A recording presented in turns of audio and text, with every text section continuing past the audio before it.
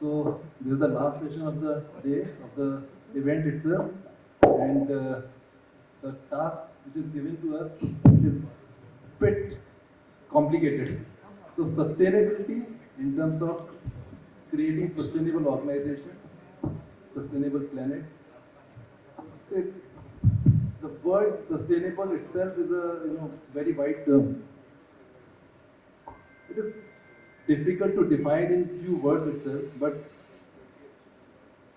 how organization see it and how they implement those activities, those initiatives to ensure that we pass on sustainable planet to the next generation. That is important. I would ask my panel to define the first word that comes to their mind when they talk about sustainable planet and role of organization in terms of ensuring sustainable planet.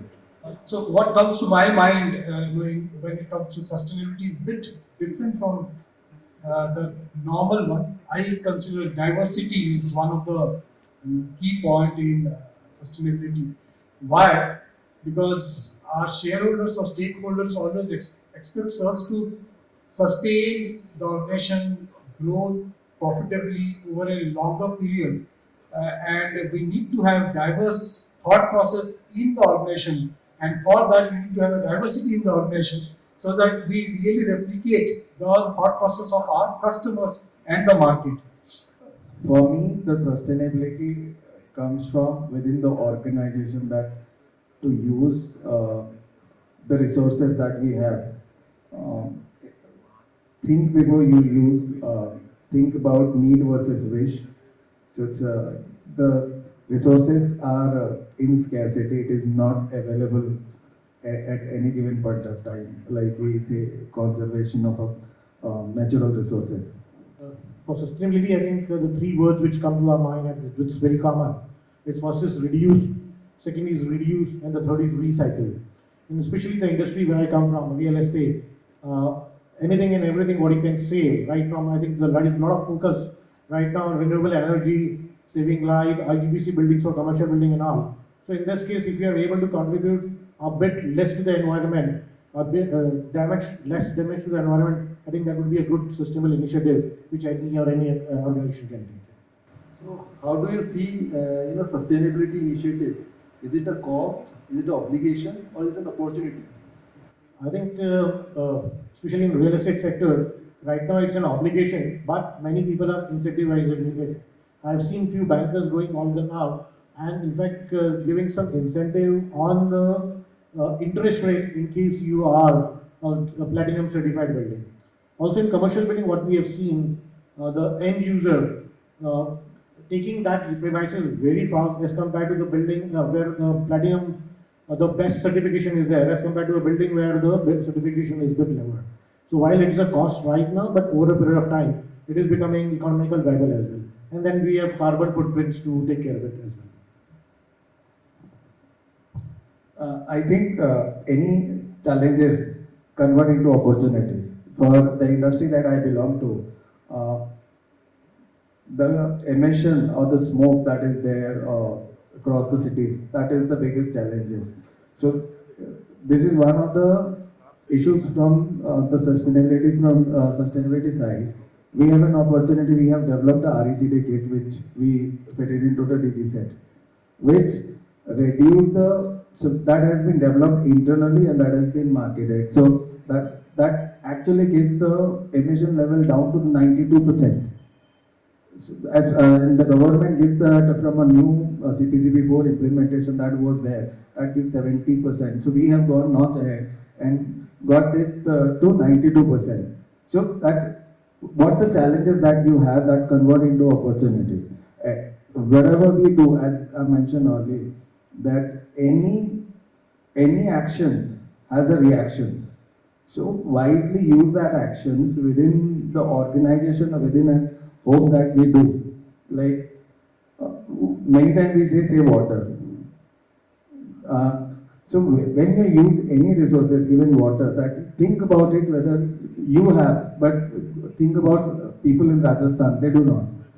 So from that side, so use with care. Um, so how, when we approach to the sustainability, we should always feel that we have borrowed this planet from our next generation. So then only we'll do, approach this judiciously. Now, when you come and when you raise this question, Vikas, about whether it is a compliance or tick in the box, any such change may start with a compliance and then a cost. But if it remains as a cost, then it is difficult. It has to convert to an opportunity, and we are commercial organization. So let's accept that we need to see a commercial value in making sustainability sustained. Let me share with you a few data points, and you help me say that whether it is a cost or as an opportunity. So I come from healthcare industry. There are 4x to 6x additional amount of success a customer, or at 4x to 6x times a customer may willing to buy a product from a company who has a strong sustainability value embedded in their products or solutions. The second, 58% of the healthcare professionals, they talk sustainability as a key area of focus in the coming future. Third, which will be most interesting for all the CFOs, 42% of the companies financially or valuation wise outperforms who has a strong purpose embedded and inclined towards sustainability. In the last one, there is a 3x times additional chances that a high talent will prefer to join a company who has a sustainable growth, or a high, what you can say, a strong purpose in the organization. So don't you think that all these things are opportunities to look forward for a sustainable purpose in the organization? 27%. I don't know current situation. So fly ash was a big problem for all the thermal plants, government, environment. Everybody was a problem. And apart from that, second thing was alternative fuel, using your farm waste in terms of fuel in kiln. So how do you see these sustainability initiatives in terms of cement industry? Sure. Cement is supposed to be hard to abate sector, but still in Dalmia, Bharat, we call green is profitable and sustainable. So all our business initiatives are really focused to bring down our carbon emission, and our carbon emission is about 450 kg per ton of cement, which is a lot lower than the global average of about 600 plus, and the Indian average also beyond carbon. And all this has been possible by increasing the use of the additives, as I said, the fly ash, slag, etc., which is waste of other industries. By 83% of our total production is blended cement, where we use these additives. And of course, alternate fuel also, we are one of the industry pioneers in using 25% of our total fuel in the kilns is coming from the alternate fuels. And besides that,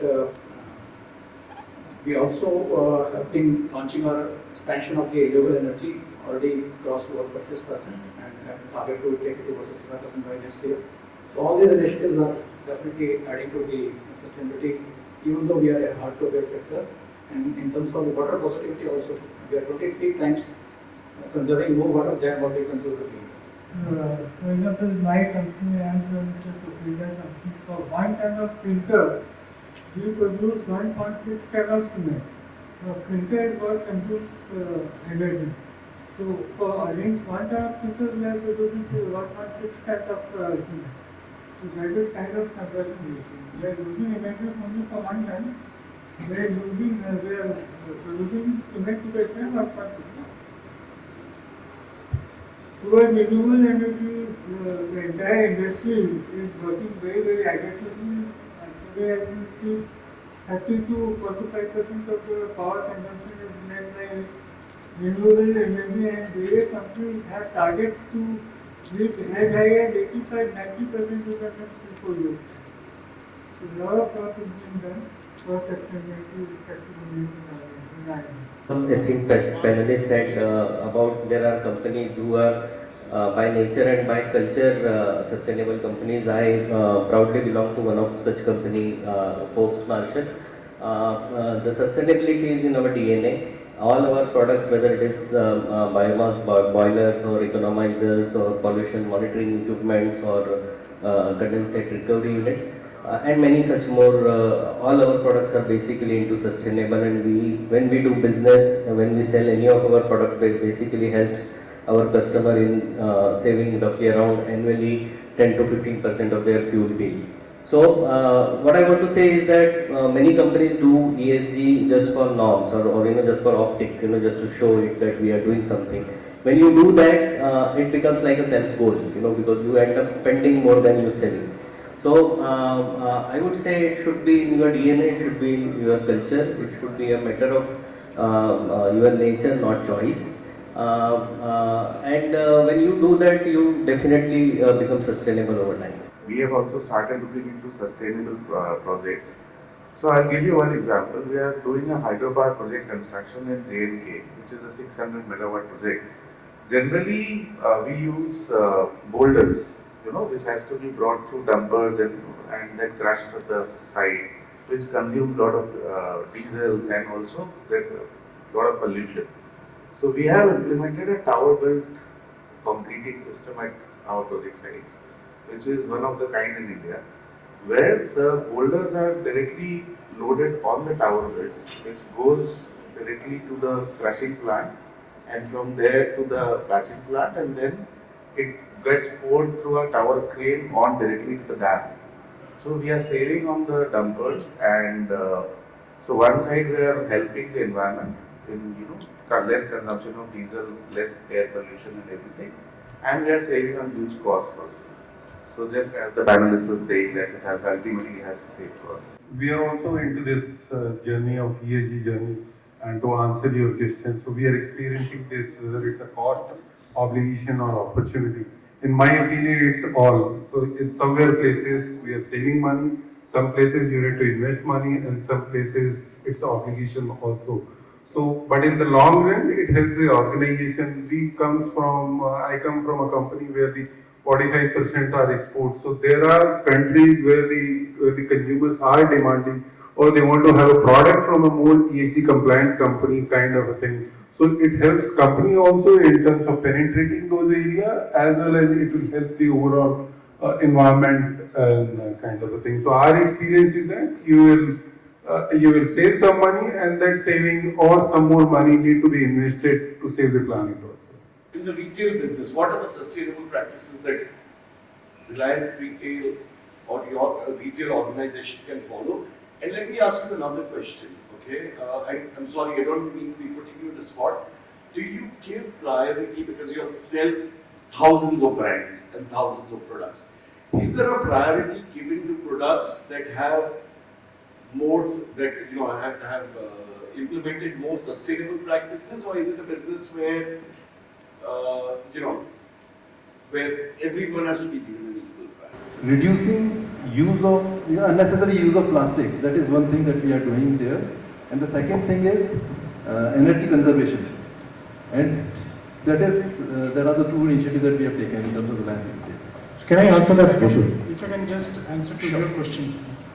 So, organizations like ours, we do multiple things, and let me concise it to three things what we do mainly. One is explore, second is the space of expand, and third is in the circularity. Explore, what we do, any new product, what we innovate, it has to be in the eco framework, it should fall in the eco framework. Now what does it mean and how does it impact? So an MRI machine, few years back used to consume 1,600 liters of helium. Okay, and every year it has to be topped up with around 1,000 liters of helium. And helium is something which is not available, it's not freely available, very restricted, very small amount is available. To an example that when Ukraine-Russia war started, most of the industry members like us, we felt that okay, around 6,000 install base what is available in this country, maybe everything will stop. So that's the challenge. So now the new innovated MRI what we have consumes 8 liters in the entire life. End to end, 16, 15, 14, 10 years, whatever it lives, it consumes only 8 liters. So that's one. Second is that expand. Any machines, if you just dump it, it also adds to impacts to the environment in a bad manner. So what we do, we expand the life, and it's not by compromising the feature or the health outcome. We give an upgrade feature in a manner that the equipment remains upgraded technologically and it really achieves the outcome, health outcome. For example, we have upgrades like a AI-enabled smart spade, which helps many of our equipments to be 25 to 55% efficient than any of the competitive products available in the market. And the third one, which is circularity, we had a commitment we will achieve at least to reach to 25% of the total turnover by 2024, which should be from circular addition. We are right now at 30%. So that's how we have addressed the sustainability in our organization. So largely we have two lines of business. The real estate can largely be divided into two parts. One is a commercial office complex and the second is the residential business. Attaching the question of Vikram was that in office or the commercial business right now, there is a lot of focus on sustainability, and also the businesses are getting rewarded in two forms. One, a building which is platinum certified of the highest level certification. The rentals of those buildings are comparatively higher as compared to the buildings which are not so highly rated. Now that's number one use.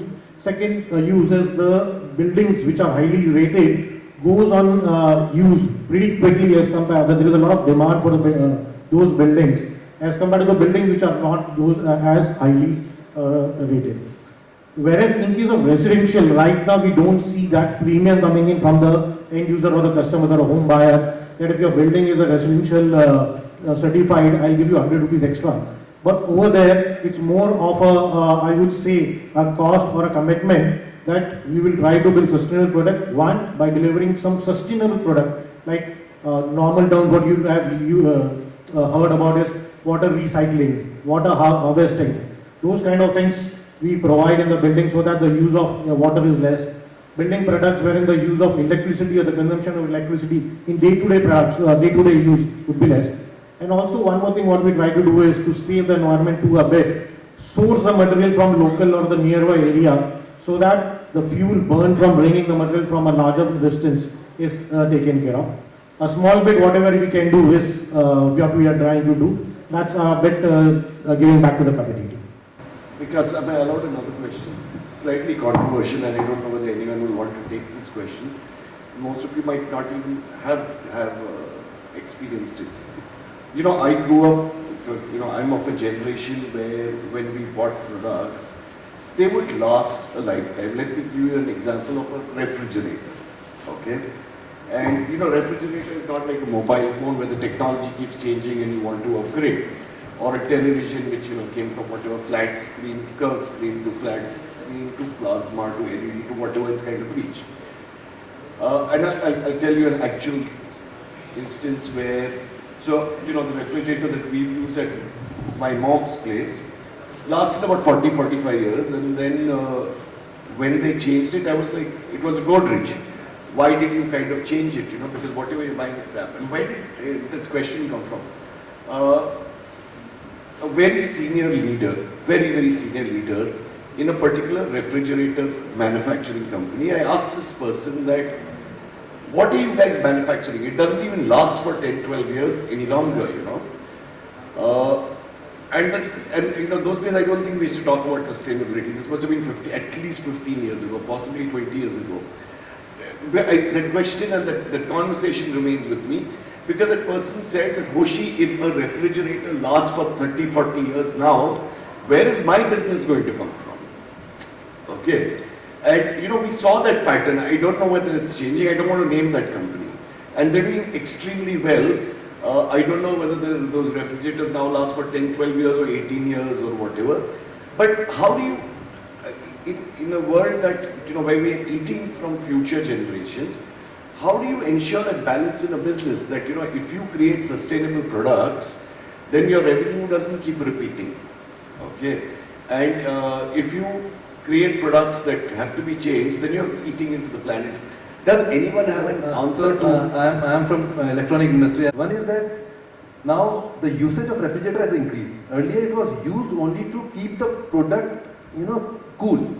Whether you keep your milk or the water, that kind of thing. Now, your masalas, your dry fruits, even your place like Mumbai, your suji maida is also part of the refrigerator now. So usage has increased. That's why, it opens more and closes more. That's why the life has come down. Number two, in terms of sustainability, it is now obligation on the manufacturer, on the brand, to recycle all the products that they have sold. In terms of refrigerator, life cycle is 10 years. For washing machine, it is 9 years. So 10 years back, whatever product they have sold, they have to, in terms of, weight of that product, they have to recycle. They have to submit those certificates. And there are e-waste management organizations that they are doing all those things actually. So this is now implemented. Now, Very true, but the most important thing is to identify the right product for your need. Like for our current organization, we are also an IPP player. So what we use the best turbines that is available in the world. We do not compromise on the cost, but we go for the best available machines that is available, that last for 25 years, that has been certified as from a global side. But actually that goes last for 35 years considering the Indian environment. So that's the DNA that has been built in our organization. Go for the best available resources instead of going for a cost. I would like to ask Dev to conclude this session. So I can only say thank you for this one, but just to add on to the previous question, Roshi and everyone, I think we all should I think there is a unanimous alignment in this room that we all are looking for more efficient solutions, and that is what we all are innovating. I think that's completely, we all may be agreeing here. Okay. And this is our last 2 days discussion, that when we are looking for travel expenditures also, we see about sustainability. When we discuss about innovation, we discuss about sustainability. When we look for organization sustainability, we see that, okay, how diversity as inclusions is there so that we sustain the growth and the future profitability of the organizations. So sustainability is something which is deeply embedded in any of the organizations that today claims a customer value or a shareholder's value in our industry. So keeping that in mind, I really look forward all the CFO fraternity to invest, prioritize where the money should be invested so that we create a sustainable world going forward. With that, thank you all of you. Thank you for your patience for the last session and doing, helping us to also contribute judiciously in last 30 minutes. Thank you so much. Thank you.